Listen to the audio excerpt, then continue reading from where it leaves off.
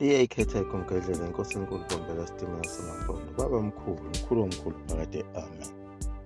Asikhohliwe phela umbimbi olwenziwa uyena uShaka ngalesi sikhathi ehlangana nalabalungu bokuqala abafika kuyena abangamaNgisi Henry Finn Francis Farewell. Labo phela uShaka babiza khona ngombuyazo noFebani. Naye uSJ King loya asekhohliwe indaba yakhe phela lona udayise isizwe sakwaZulu esithembisa ukuthi uzosisa ezweni laphesheya.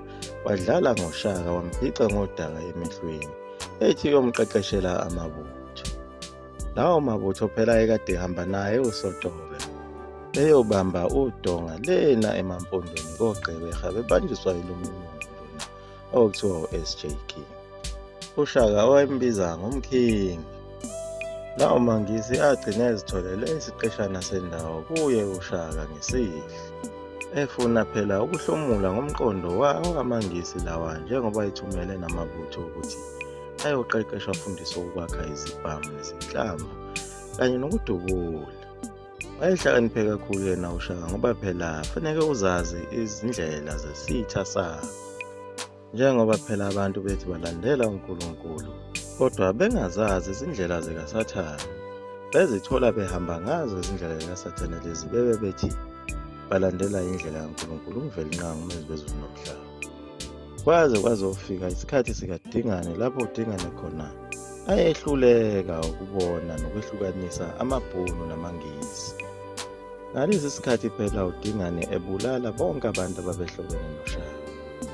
Naye phela uDingane amabhunu lawa wawathembisa indawo nakho yaphela ethumela amabhunu ukuba amlandela inkomo ukusigonyela kanti uzama ukwabulalisa.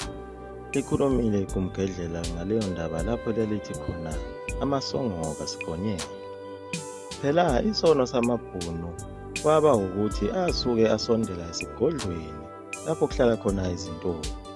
Lakuchaza futhi lokho iGumgedlela ukuthi izintombi lezi ziyigugu likaNkulunkulu lisivikelo sezwe, siyinhliziyo yobukhosi ngoba phela uNkulunkulu uyazithanda izintombi nto. Nomuzi uma unezintombi nto uNkulunkulu uyawufikela lowo muzi. Ingakho imithandazo yethu ingaphendulwa nje uNkulunkulu akakwazi ukuza kule mizi yethu enezingane ezizalela emakhaya. Nemithandazo esiyithandazayo kayizwakali kuNkulunkulu ngoba asinazo izintombi nto. Nawo amabhunu acishe amosha indawo kaNkulunkulu lapho phela afikela khona esigodlweni sezintombi nto. Njengoba kukhona leya ndaba ekhulunywa ngamakholwa ethi izintombi eziyishumi zozela zolala zilinde umyeni ngenxa yokuthi amafutha zazingawaphethe. Nakhona lapho kwakhulunywa ngazo izintombi nto lezi phela ezaziyokwenza okuthile zilinde yena uNkulunkulu zithunywe yisizwe, njengoba izintombi nto zivame ukuthunywa ngokocela imvula entabeni. Umlungu lona uyakwazi futhi lokhu ukuthi uNkulunkulu uyazithanda izintombi nto. Ingakho efuna ukubulala yonke into eyintombi nto uthi aziphele izintombi nto.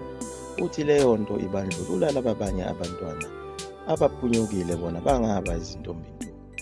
Yake yakhulunywa nendaba yezintombi ukuba faneke zihole. Kwalwa inhlangano yabelungu yathi leyo nto ayichithwa ngoba ihlambalaza labantwana abangazona izintombi nto. Base kuba uMpande naye lapho khona esenze khona umbimbi nawo amabhunu. Lolo umbimbi lukaMpande namabhunu lwaholela ukuthi amabhunu agcine ezihlomulele ngendawo kule ndawo yako Harrismith Mlambithi Escort kuyofika koMaritzburg. Lolo mbimbi olwaluboshwe uMpande namabhunu asazi ukuthi uZulu lalimsiza ngani njengoba esenkingeni nje empini phela yasesandlwana ukuthi amabhunu lawa ayekuluphi uhlangothi. Sengathi kukhona ubuxoki obukhona kule ndaba, kodwa kwezwakala ukuthi ayikhona eminye imithonseyana yamabhunu eyayikhona empini yasesandlwana ilwa ohlangothini lwamaNgisi.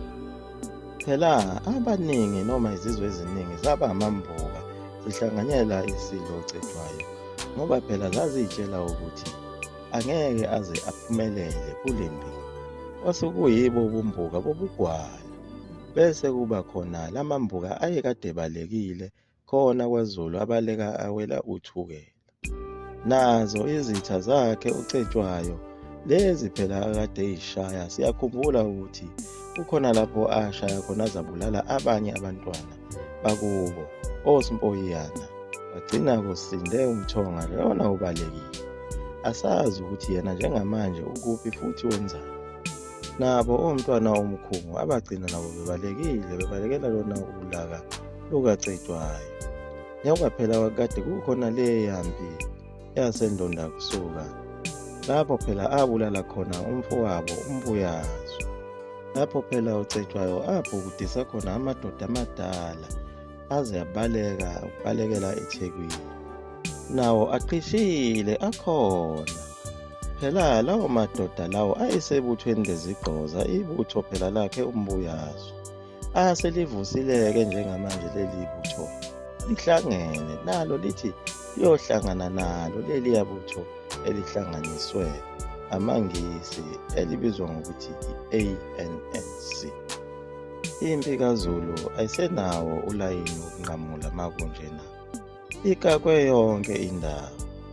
Akhona phela amabutho akhe uCetshwayo ayethunyiwe gudla lona uthukela, agudla koshoya, agudla umfula konyezana, egudla etsheni likantunjambili, ephikelele khona phela Esandlwana.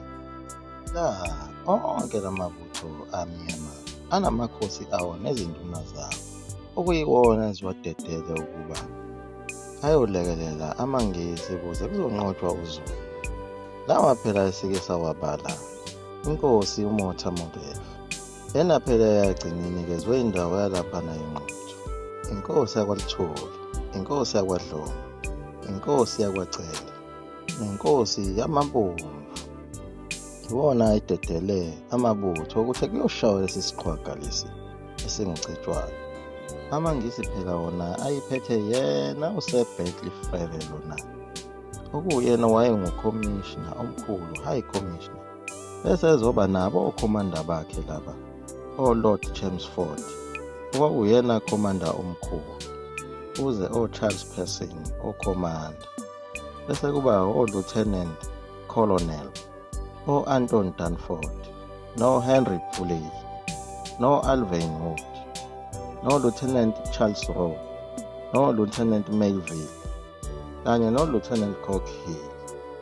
Kwakuyibona-ke abadidiyeli bayo impi yamangisi. Kanti ibutho likaZulu leli phela belingamambuka, leli kwakungiyibutho likaMbuyazo. Ngalesa sikhathi sempi yasendonda kusuka izigqoza lezi phela ezivukile ziholwa umntwana uSikhothe ongumfowakhe uCetshwayo, ozalwa phela uyena uMpande. Sengathi umkhonto uzogwaza khona ekhaya. Kanti yena uCetshwayo ugqishile phela ngempela, ngoba njengoba kukhona omavumengwane kaNdlela, noNtshingwayo kaMaholo, noSomopho kaZikhala wakwaMthembu, noZibhebhu kaMaphitha, noDabulamanzi, noSigcwelegcwele kaMahlekehleke Ngema, kanye naye uMbilini lona okuyena naye oyisinye sezisusa salo msindo. uMbilini phela kaSomhlolo lona phela wesuka lena eSwazini ukhona khona lapha uyaviliyela. Ubuka impi yamangisi phansi laphaya, basengwebeni umfula, baxakwe yilaba bantu abamnyama abagqishe namangisi abafake amaduku abo. Kuyilapho Ntshingwayo kaMahole Khoza owasungula isaga sakhe esithi Khuzi ithuthu ziyangithunukela, edinwe yilaba bantu abamnyama abazimpumputhe asebephenduke imikhovu yalaba bantu abamhlophe. Ngokushayelelwa lesi sipikili sangena sathi shi laguqa eGumbedlela.